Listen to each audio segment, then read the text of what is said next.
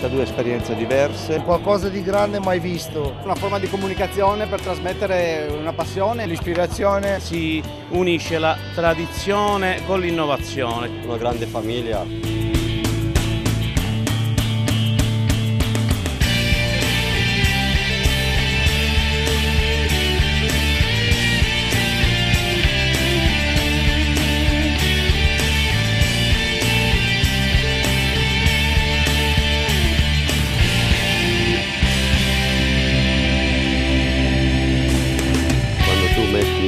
Tanta gente e gli dai la possibilità di essere creativa e viene fuori un evento collettivo, quindi non è l'individuo che emerge, non è uno che è bravo, l'altro è cattivo, non è la competizione, attraverso il meccanismo del fare, no? Perché voi siete gente di azione, abbiamo fatto un sacco di estetica, perché quella che ce l'ha è davanti agli occhi di tutti, con gente come voi di guerre non ne perdiamo di sicuro.